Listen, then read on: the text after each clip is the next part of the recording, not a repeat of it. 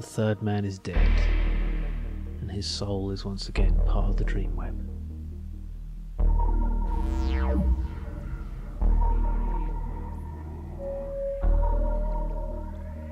Ryan, we believe the remaining 4 have begun to fight amongst themselves.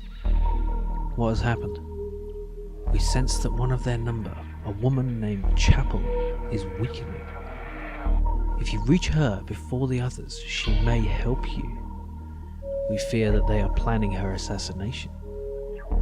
What if she is killed before I find her? Then she has been lost to us.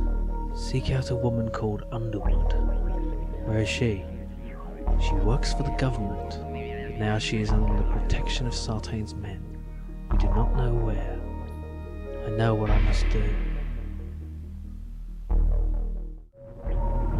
The most uncomfortable way to re-enter the real world.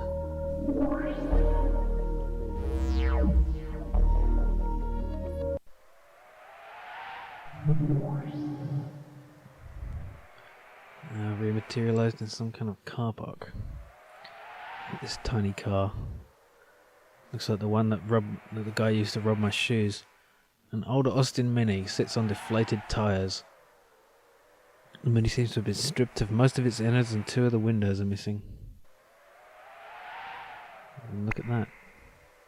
A big van with wire cutters in the back.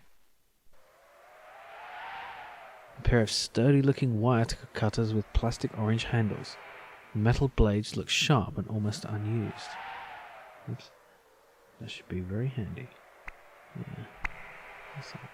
Nothing. Very windy here.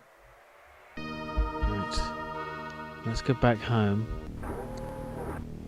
and read that notice. That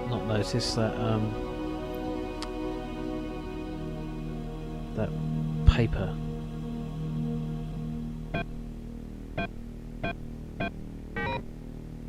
That Sartain dropped.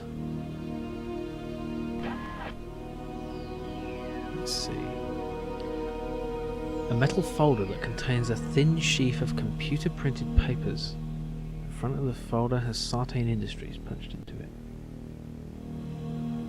Interesting. Update on Project 7. The 7 members of the Dreamweb, perhaps. Authorized personnel only. This document is presented by Dr. P. Golding, Head of Security, and is for the information of Mr. Sartain and Chief Security personnel only. This document must be destroyed as soon as the contents have been examined. Following the deaths of 2 public figures under the watch of our security operation, we have decided, with Mr. Sartain's approval, to concentrate our efforts on the strongest remaining members. All possible security measures will be taken in order to protect these people. It won't be enough, I promise. There are now 5 members of the Project 7 committee. Your information is out of date. Mr. Sartain, Father O'Rourke, Juliet Chapel, Diane Underwood, and Dr. Beckett. Beckett has not been located, although all remaining committee members report that they feel he is close. His power is stranger than all the other members, and although he is mentally unstable and volatile, he is important to our success. This is what I was looking for, Underwood's address. It looks like she's pretty well protected. Miss Underwood has been taken to a remote boathouse in the Upper East area of the Docklands. Her exact location is Unit 1473, Dockland Upper East. We've installed an advanced, improved SI-770 security system at her address. This incorporates laser detection which destroys intruders. Entrance to the building is now impossible, even to Sartain security staff, including myself. The device has been programmed to deactivate upon completion of our objective.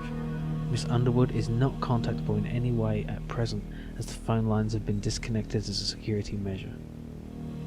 Father O'Rourke is similarly protected, having been located in a disused building discussed in my previous security update.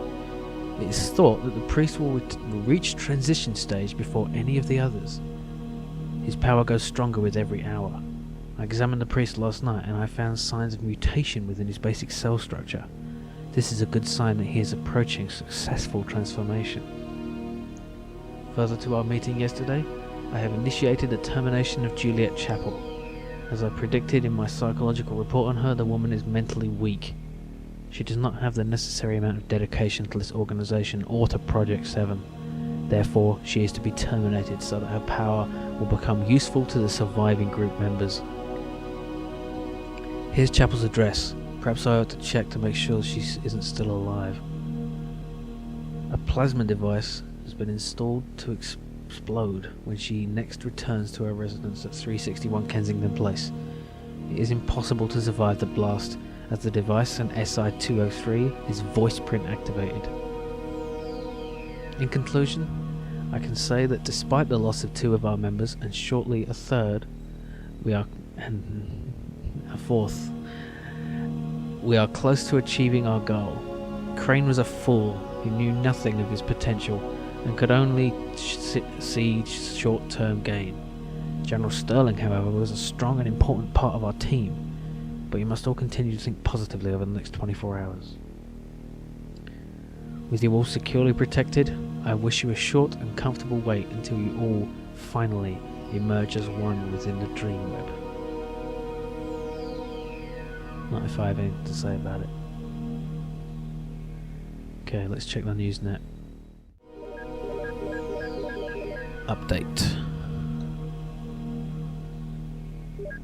The killer that has so far blatantly killed singer David Crane and General Sterling, head of government's Middle East operations, has struck again. The wealthy heiress and renowned socialite Miss Diane Underwood was killed by a plasma bomb planted at her home in Kensington Place, which was activated when she returned home. Her parents visited the scene shortly after the blast and they are said to have been devastated. Police say that every effort will be made to find the man responsible for at least 3 recent killings. This news will be updated over the next few hours. This one wasn't me. They're using me. They're using me as a scapegoat for their own killings. See if I've got any more mails. Nope, no more mail. Let's check that scene and see if she's really dead.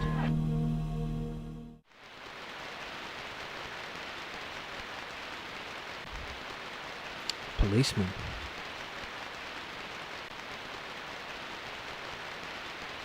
By the squad car you see a policeman taking notes.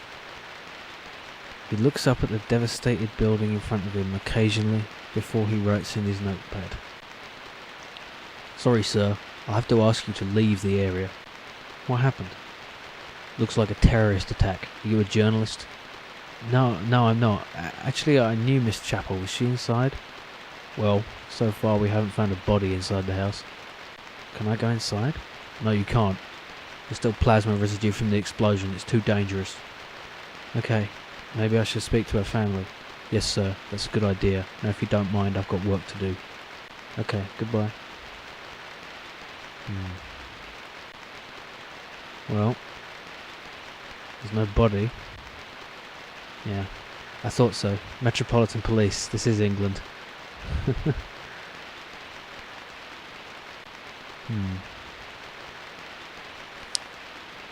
Let's look around.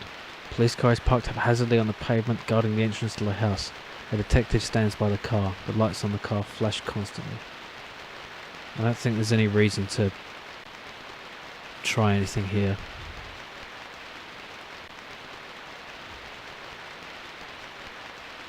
What they said about the priest is disturbing. Perhaps... what's the boathouse? This is where the one they're protecting lives. The boathouse here stands... The boathouse here on the edge of the beach stands on stills above the black water. This area is part of the old docks and most buildings here are disused. Yes, this water is certainly dark.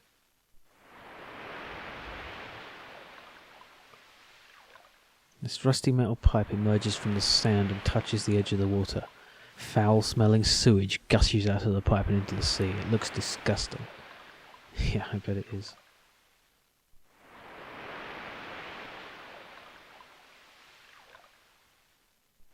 Right. This is the security system here. You aren't sure what this does, but there is a shallow trench in the sand that leads directly downwards to the sea. It looks as if this thing might fire laser bolts of some kind. Okay, and look over here, there's this junction box. You see a metal plate lightly covered with sand. A raised symbol in the surface shows a lightning bolt. This must be some sort of electrical junction box. You remove the sand from the cover with your hands. Okay. Having removed the sand from the little junction box, you can see that there's a thin gap around the lid. No, can't unscrew it. Can I use the knife? No. How can I open this? Can't remember how to open it. Stick a fork in it? No. Ah. No, not a cash card. Okay, can't remember exactly how to do this. Okay, here it is. I remember now. This rusty piece of railing that has one broken end where it is sheared away from the steps behind you. It's right here all the time. Okay. First time I got stuck in this game so far. At least this time round. First time round, I'm sure I got stuck quite a lot. Okay, let's use this. Taking the railing in your hands, you carefully prise open the lid of the junction box. Okay. Now, examine. The lid of the junction box is open and inside you see a mass of wires and bits of circuitry. Electronics is something you've never been able to get to grips with. Yeah. Oh, I remember. I need this water. I need to get it from this pipe. Yeah. Yeah. This is really rather reckless, but I'm on a mission from the Dreamweb. You throw the water onto the open junction box and turn away as it begins to spark. Fuck! Whoa! God. Impenetrable security, my ass. Look at that. There isn't really anything left of the security machine. Let's get through this hole. The blast from the exploding security system has left a gaping hole in the balcony railing. It should be safe enough to climb up now, unless there is a secondary security device of some kind. Well, let's find out. Okay. Hole in the window. The blast has created quite a big hole in the window.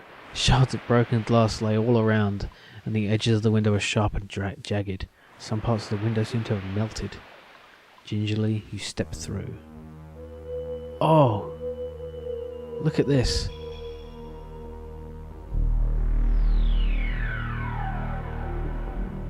Wait, where are you going? There. Underwood. What's left of her?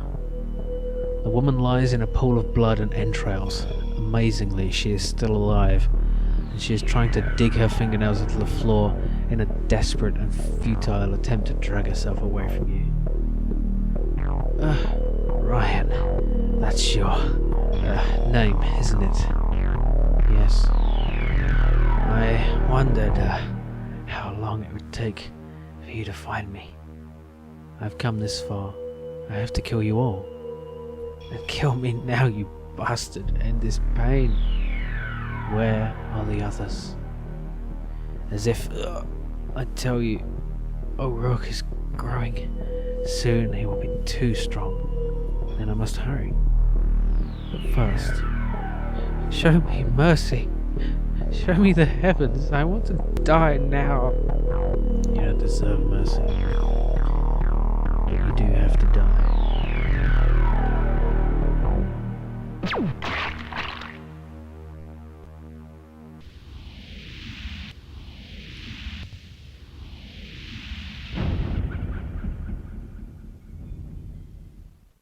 We're sorry, your call cannot be completed as dialed.